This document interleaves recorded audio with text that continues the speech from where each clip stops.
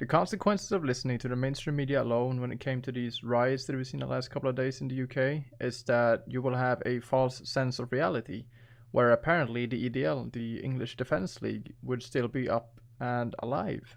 It has been disbanded for at least a decade now, but apparently they are still alive and kicking, which really proves this point that if you listen to the mainstream media, your reality will not be based on actual reality. It will be based on an agenda of these mainstream medias. And the agenda is that the public, or rather the far right, as they would name them, are dangerous and they are the one provoking hate. Incredible how this works, right? So you can see it in this Al Jazeera article I pulled up. This is it's a genre. So this is news and the far right. So this is another genre, right? And they apparently bundle up it with the UK riots. Interesting, right? And I have this other article from Euronews. This is another vastly different article, right? But it's a rather vastly different source. But it still has the same type of agenda, right? The far right are the ones that are rioting.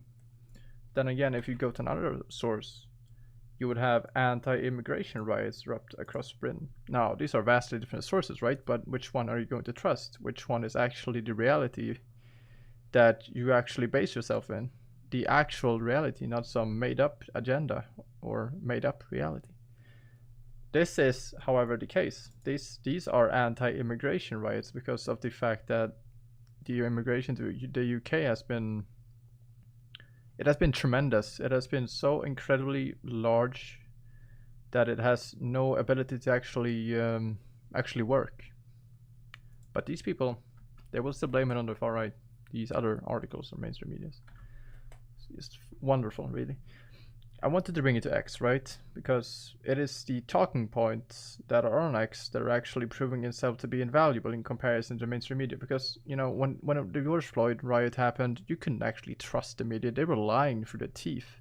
If you actually wanted the information that you could actually gather from, well, back then it was Twitter, right? Run by these left-wing lunatics. Now it's actually owned by Elon Musk. But during the riots we had with George Floyd, this was the only actual source you could use that was besides the mainstream media. The mainstream media will lie, so you cannot actually use it if you actually want the truth. Now, I'll bring it to X for a very important reason, right? Tommy Robinson here is, and I'm going to quote, he posted this, right?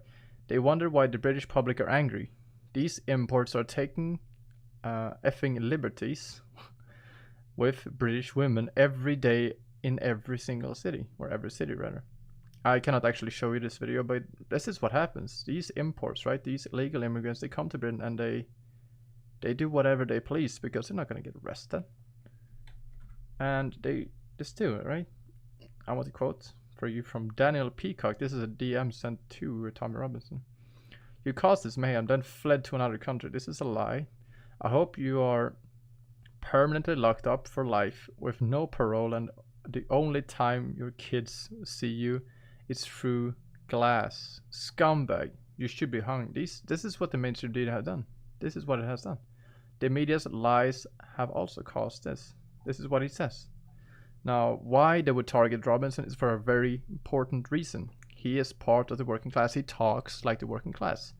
Now, if you want to pin all these far-right riots on something, you might as well just lie about who it is actually caused by, and that would be Tommy Robinson, because he represents these people. He has their trust.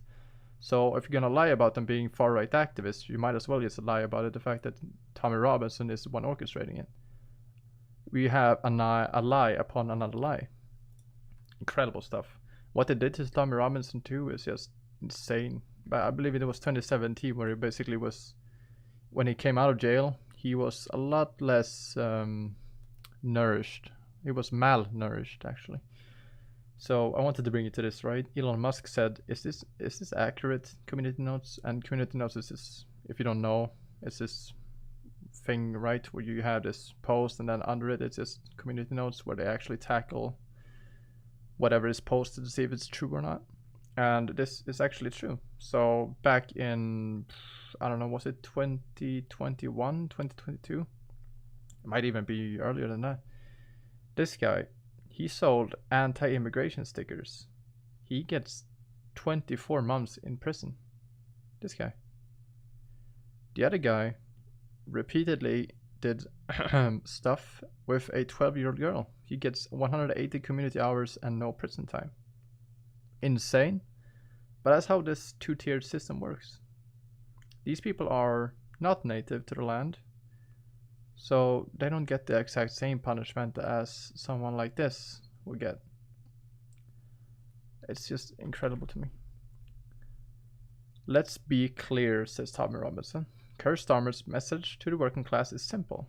He represents working class, Tommy Robinson, so it's, of course, he is the one representing it, and Keir Starmer knows this.